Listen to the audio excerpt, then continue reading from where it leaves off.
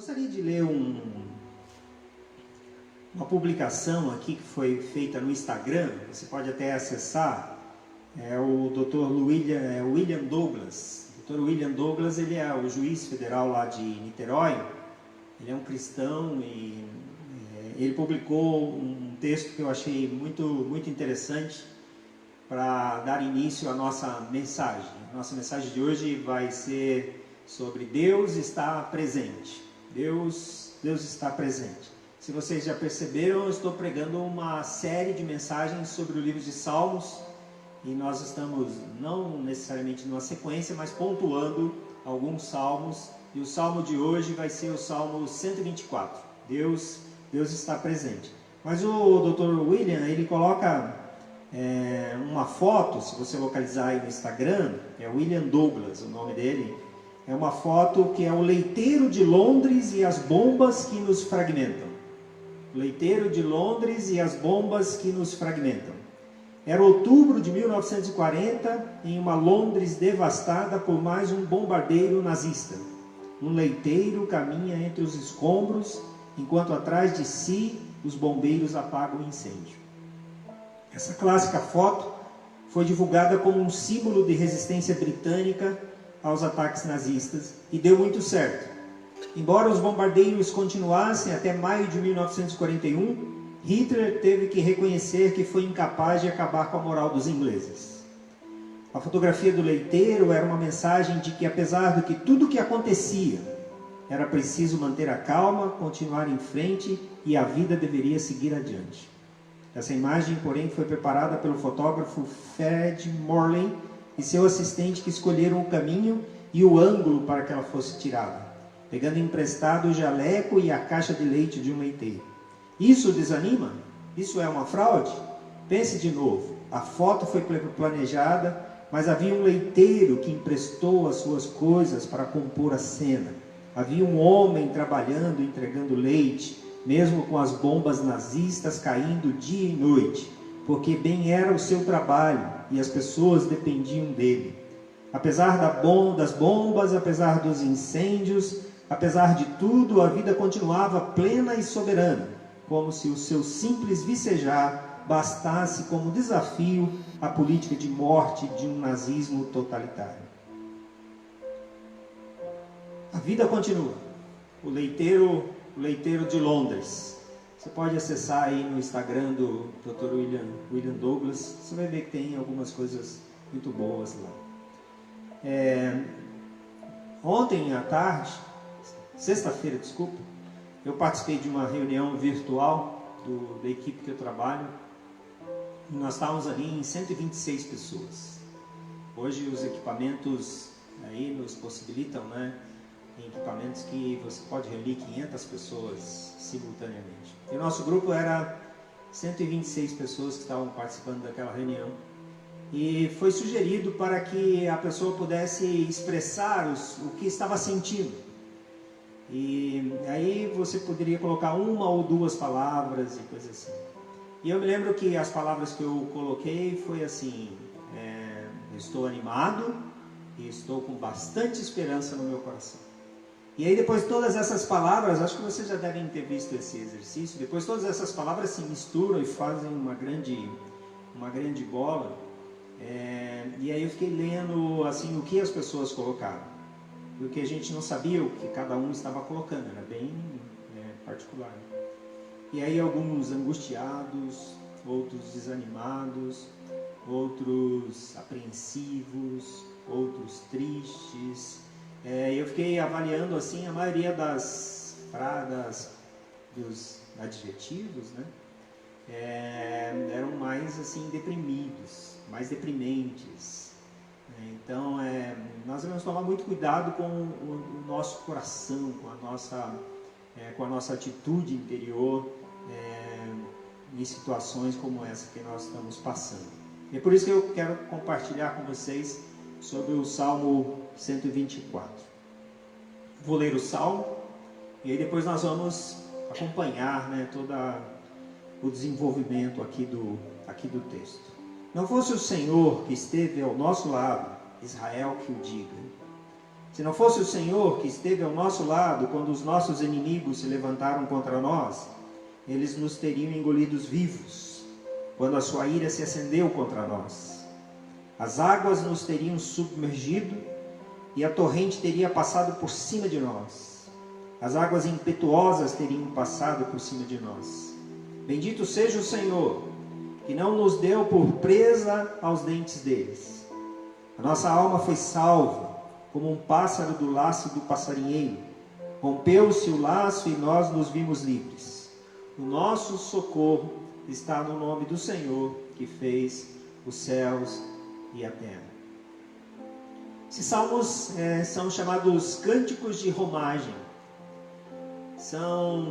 Ele começa lá no Salmo 112, e são músicas que o povo de Israel eles cantavam no deslocamento, né, para o templo. Por ocasião das festas, das principais festas, né, como vocês sabem, da Páscoa, Pentecoste, Tabernáculo. Então eles iam caminhando, e às vezes a distância era grande, e iam cantando essas músicas, e as músicas iam se lembrando dos feitos de Deus para com o povo de Israel. São músicas muito emblemáticas, muito assim, significativas, onde se apresenta alguns pontos doutrinários, teológicos, a respeito da pessoa de Deus e a maneira como que Deus trata com o seu povo. E aqui o Salmo 124 lembra da ocasião do povo de Israel na Babilônia. 70 anos no exílio da Babilônia. O povo de Israel, assim, eu estava vindo agora para cá, para o culto, e estava lembrando, é um povo de uma história de sofrimento. 430 anos ficaram como escravos no Egito. 430 anos como escravos no Egito. Passaram-se várias gerações e aquele povo não sabia o que era viver debaixo de liberdade. Trabalhando. Se você for aí, aqueles que já tiveram a oportunidade de ir até o Egito, já viram as grandes obras, né, executadas ali no Egito, que permanecem até os dias de hoje, realizado pelos judeus. Trabalho escravo, trabalho sofrido, sem liberdade, sem nenhum tipo de autonomia, até que quando de repente não, mas debaixo do plano e da provisão do Senhor, Deus levanta um libertador e eles conseguem sair do Egito. 400 anos de sofrimento, 400 anos de dor, 400 anos sem liberdade, 400 anos padecendo sob o jugo de um governo tirano e de um governo opressor. Então é um povo que sabe sofrer. 600 anos antes de Jesus, o povo de Israel foi levado como cativo para a Babilônia. Dizem alguns historiadores que quando o povo de Israel estava em desenvolvimento nessa época, existia perto aí de 240 mil judeus. Quando eles vão para a Babilônia, eles são reduzidos e chegam a praticamente 20 mil.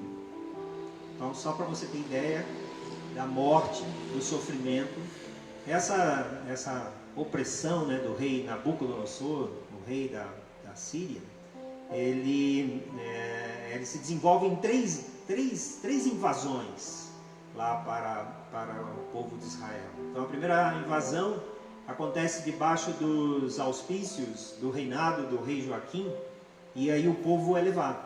E é interessante que quando eles são levados para a Babilônia, eles levam os melhores, levam os nobres, levam aqueles que tinham algum tipo de formação, artífices, pessoas que tinham habilidades em alguma arte, e os pobres e os menos favorecidos, eles ficam em Jerusalém. Não sei se vocês lembram, quando Neemias ele está orando ao Senhor e pedindo orientação de Deus, algumas pessoas estavam vindo de Jerusalém, e ele pergunta, né, para aqueles que estavam recém chegando de Jerusalém, e ele pergunta, como é que está Jerusalém? E aí não sei se vocês lembram daquela fala, né? A cidade está destruída, as pessoas estão tristes, estão acabrunhadas, estão desanimadas. Então esses foram aqueles que ficaram em Jerusalém, na época do exílio da Babilônia. Aí nós vemos o rei Joaquim, ele vai para a Babilônia e ele vive um tempo na Babilônia. Alguns documentos demonstram que ele e a sua família parece que estavam até mesmo como presos políticos ali na Babilônia. E aí depois nós temos a segunda invasão. A segunda invasão é com o rei Ezequias. Para vocês terem ideia, o rei Ezequias, quando eles invadiram a cidade de Jerusalém, eles furaram os olhos do rei Ezequias e ele ficou cego. E eles foram levados como escravos para a Babilônia. E ainda teve uma outra terceira invasão, e levaram mais um grupo de pessoas debaixo lá da liderança de um homem chamado Godolias, que não era rei, mas era um líder que tinha se levantado ali entre o povo de Israel. Na Babilônia é um tempo de muito sofrimento. Durante o período da Babilônia é o período do Ezequiel, é o período do Daniel. Só para você ter ideia, na Babilônia eles levavam e pegaram muitos judeus para serem escravos. E esses escravos eram eunucos, eles eram castrados, porque eles tinham medo de que as mulheres da Babilônia tivessem filhos com os judeus e misturassem as raças. Então aqueles melhores que eles encontravam entre os jovens para trabalhar, para fazer os serviços do palácio, eles eram castrados. E vários deles foram, você vai ver na Bíblia, vários textos falando sobre os eunucos ali na Babilônia. Uma boa parte desses eunucos, eles eram judeus. Então foi um tempo de muito sofrimento, um tempo de angústia, um tempo onde você vai ver o profeta Jeremias falando sobre os sofrimentos do cativeiro, sobre as dores, sobre as dificuldades, sobre a escravidão, sobre a opressão, sobre tudo aquilo que eles tinham construído já como história. Já era uma nação, para você ter ideia, o povo de Israel já era considerado uma nação. Então o cativeiro babilônico foi tão forte, só para você ter ideia, quando foram aquelas tribos sendo escravizadas, e ainda se identificava as 12 tribos de Israel. Quando eles voltaram do exílio, as 12 tribos foram totalmente misturadas, algumas foram extintas, e na verdade sobrou a tribo de Judá. A tribo de Judá e a tribo de Benjamim. Daquelas 12 tribos e todas aquelas famílias que tinham se consolidado durante os anos, com a formação do povo de Israel. Então, durante o período da Babilônia, é um período de muito sofrimento. E a partir desse contexto, você entende o que o salmista está dizendo aqui. Se não fosse o Senhor que esteve ao nosso lado, Israel que o diga. Se não fosse o Senhor que esteve ao nosso lado, eles seriam totalmente dizimados. Se não fosse o Senhor que esteve ao lado dele, Deus não levantaria Neemias, Deus não levantaria Esdras, Deus não levantaria esses homens que reconstruíram a cidade de Jerusalém novamente. É o Senhor ao nosso lado que faz toda a diferença em momentos difíceis da nossa vida. É o Senhor ao nosso lado que dá sentido a tudo aquilo que a gente faz. Na verdade, se você coloca a sua preocupação, se você coloca a sua segurança em circunstâncias ao redor, pode ter certeza que você vai ser decepcionado. Às vezes você foca, agora determinado partido político resolve a situação, agora determinado político resolve a situação, agora determinada política pública no Brasil, ou na América, ou no mundo resolve a situação. Mas não, se não é o Senhor que está ao nosso lado, se não fosse o Senhor, usando a própria expressão aqui, se não fosse o Senhor que estivesse ao nosso lado, Israel que o diga. E olha só esse texto aqui de Jeremias capítulo 29, abre lá rapidinho a sua Bíblia, Jeremias capítulo 29, foram orientações de Deus para o povo de Israel quando eles estavam lá no cativeiro. Foram orientações de Deus para o povo de Israel quando eles estavam debaixo da opressão. Olha só o que Deus orienta para eles. Diz assim: assim diz o Senhor dos Exércitos. Olha lá, se você vê o título do capítulo 29, está escrito assim: a carta de Jerusalém aos cativos da Babilônia. Assim diz o Senhor dos Exércitos, o Deus de Israel, a todos os exilados que eu deportei de Jerusalém para a Babilônia: construam casas e morem nelas. Construir, sonhar, planejar, estabelecer e consolidar a sua família. Plantem pomares. Planta laranja, planta uva. Ganhei de um amigo esses dias umas mudas de uva. Está tudo brotando agora, tudo bonito assim. Estão com as flores, né, com os brotos, né? Então plante. Né? Se você não plantar, você não vai colher. Né? Plantem pomares e comam o seu fruto. Casem e tenham filhos e filhas.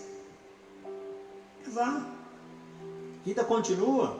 Consolida a sua vida. Casem e tenham filhos e filhas. Escolham esposas para os filhos de vocês e deem as suas filhas em casamento para que tenham filhos e filhas. Aumentem em número e não diminuam. Lembra que eu te falei, né, de 200 e poucos mil, estava chegando aí perto de 20 mil. Vocês não podem desanimar, senão essa nação ela vai ser totalmente apagada da história. Deus tinha uma preocupação dentro do seu plano divino da consolidação do seu povo, para que o povo não se terminasse. Casem, deem as suas filhas para casarem, deem os seus filhos para casar com as filhas. Aumentem em número e não diminuam na Babilônia. Procurem a paz da cidade para onde eu deportei e orem por ela. Orem pela cidade, orem pelo país, orem pelo Brasil. Se vocês têm acompanhado os números, nós estamos vivendo em época de pandemia, mas os números brasileiros comparados com os números do mundo inteiro, números de óbito, números de contaminação, são os menores do mundo. Vocês acham que tudo isso é por acaso? Porque o clima é tropical, porque estamos fazendo as providências higiênicas necessárias? Também. Mas a igreja tem orado, dias de jejum, de oração, a igreja se mobilizando, a igreja mesmo não estando nos seus templos, mas ela está em oração, os líderes mobilizando e chamando o seu povo para orar. Procurem a paz da cidade para onde eu deportei vocês e orem por ela, porque por ela ao Senhor, porque na sua paz vocês terão paz. Porque assim diz o Senhor dos Exércitos, o Deus de Israel: não se deixem enganar pelos profetas e adivinhos que vivem no meio de vocês. Não deem ouvidos aos sonhadores que sempre sonham segundo o desejo de vocês, porque eles profetizam falsamente meu nome e eu não os enviei. Se não fosse o Senhor que estivesse ao nosso lado, Israel que o diga. Se não fosse o Senhor que estivesse ao nosso lado quando os nossos inimigos se levantaram contra nós, eles nos teriam engolido vivo, porque por nós mesmos, pela nossa própria força, nós não conseguimos nos proteger. Quando a sua ira se acendeu contra nós, as águas nos teriam submergido, as ondas enormes, as torrentes teriam passado por cima de nós e as águas impetuosas teriam passado por cima de nós. Bendito seja o Senhor, louvado seja o Senhor que nos protegeu, louvado seja o Senhor que não nos deu por presa aos dentes deles. A nossa alma foi salva, como um pássaro do laço do passarinheiro, rompeu-se o laço e nós nos vimos livres. É interessante como o salmista, na sua linguagem poética, ele usa essas metáforas. Vocês devem lembrar, quando a pessoa lá no mato, lá na floresta, você dobra uma árvore e põe um lacinho em cima, um animalzinho vem, pisa e levanta. O que está dizendo aqui, o salmista está dizendo, é que Deus nos livrou do laço do passarinheiro. A armadilha estava formada, a armadilha estava construída. Nós pisamos, levantamos, mas a madeira não aguentou e quebrou. Deus nos livrou do laço do passarinheiro. Rompeu-se o laço e nós nos vimos livres. E o nosso socorro está no nome do Senhor, que fez os céus e a terra. A pergunta: o que tudo isso tem a ver com a minha vida? Primeiro, por pior que seja a situação que você esteja passando, por pior que seja o momento, nós já estávamos no Brasil levantando, diminuindo o índice de desemprego, e agora nós estamos vendo o índice aumentando. Talvez você ficou desempregado. Talvez você vai ter que viver nos próximos 3 meses do auxílio do governo. Mas não esqueça nunca de que Deus está ao seu lado. E se não fosse Deus ao nosso lado, a situação seria muito pior. Pode ter certeza disso. Muitos, nós aqui no estado do Paraná temos visto recorde de pessoas recuperadas da virose. Graças a Deus, os nossos números são assim significativos de pessoas recuperadas. É porque Deus está ao nosso lado. Se não fosse Deus ao nosso lado, a situação seria incontrolável. Se não fosse Deus ao nosso lado, nós não teríamos saída por nós mesmos. Talvez você perdeu um ente querido, uma pessoa que você estimava. Eu tenho uma filha que trabalha num navio, e agora mesmo pela manhã ela mandou mais uma foto de um amigo que faleceu, vítima da pandemia. Talvez você, num momento de dor, num momento de pranto, de agonia na alma, mas eu vou dizer uma coisa para você: Deus está ao seu lado. Deus está ao seu lado. É como se você estendesse a sua mão e pudesse tocar de que Deus está ao seu lado. Você não está só. Nesses momentos do choro, se você precisa chorar, chore. Não é chorar que te diminui, mas se precisa chorar, chore. Mas é um choro de certeza da presença de Deus ao seu lado. É tempo também de planejar, é tempo de sonhar, é tempo de estudar, é tempo de crescer como pessoa, de avaliar algumas coisas na sua vida que às vezes estavam meio desordenadas, que às vezes não estavam de acordo com os princípios e orientações de Deus para a nossa vida. Quando eu escrevi lá no meu grupo de trabalho que eu estou animado, estou planejando, estou sonhando por dias melhores, é porque eu estou fazendo isso mesmo.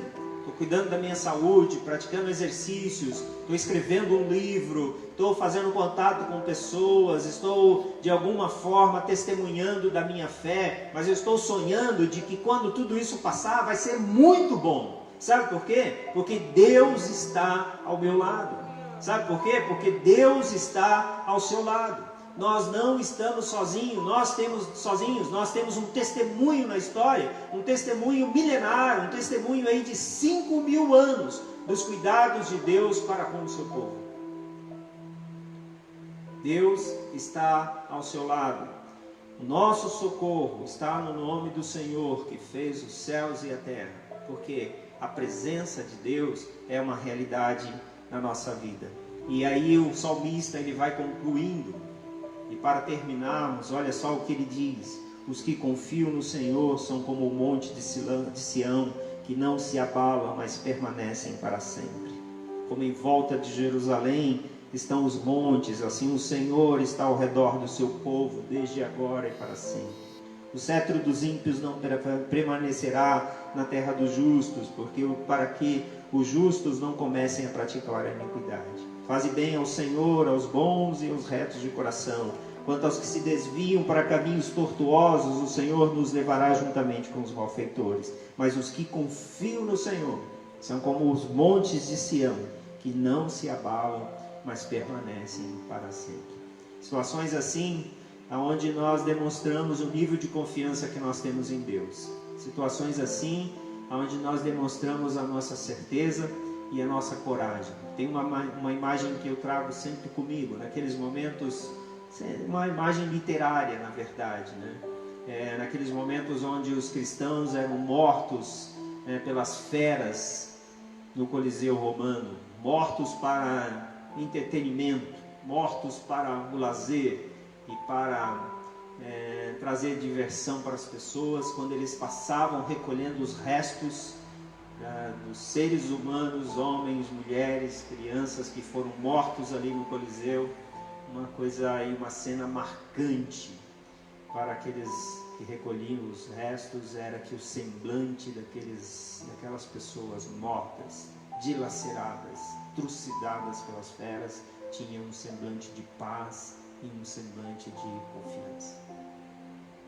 Que essa mensagem ela seja significativa para você, de que ao levantar a sua mão direita ou a sua mão esquerda, ou dobrar o seu pescoço ou inclinar a cabeça, você saiba que Deus está presente.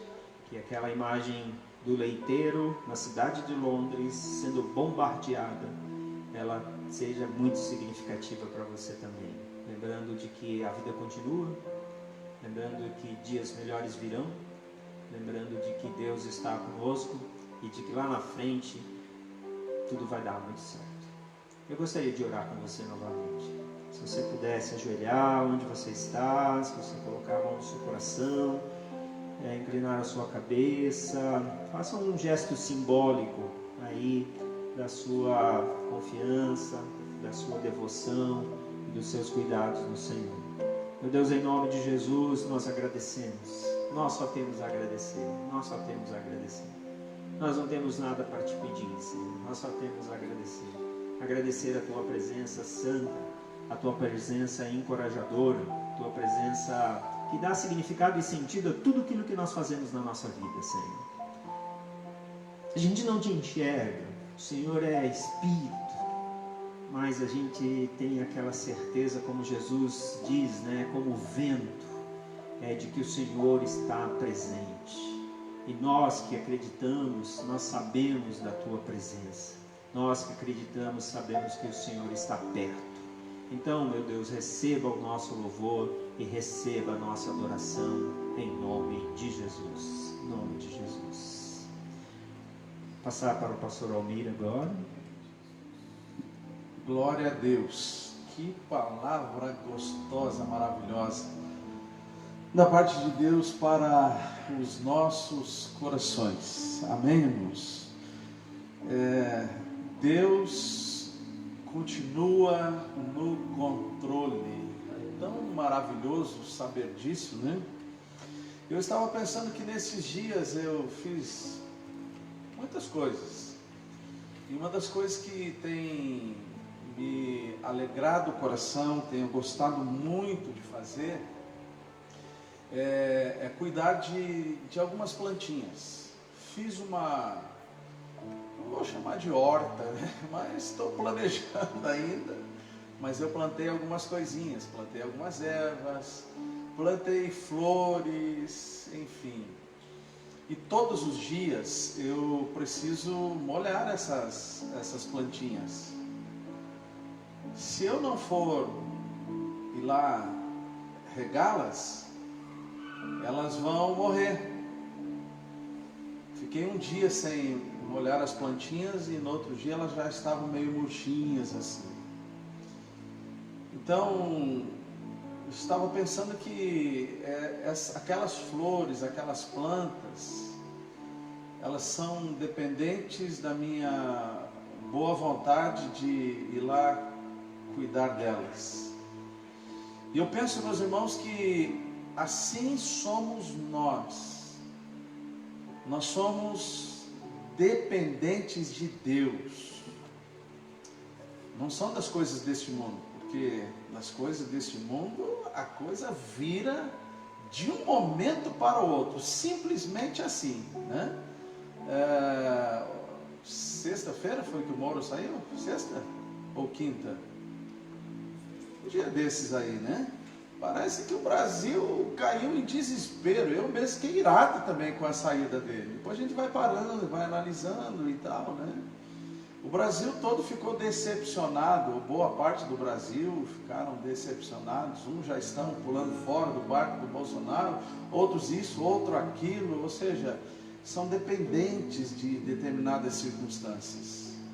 Irmãos, eu quero dizer que a melhor dependência e a real dependência é de Deus.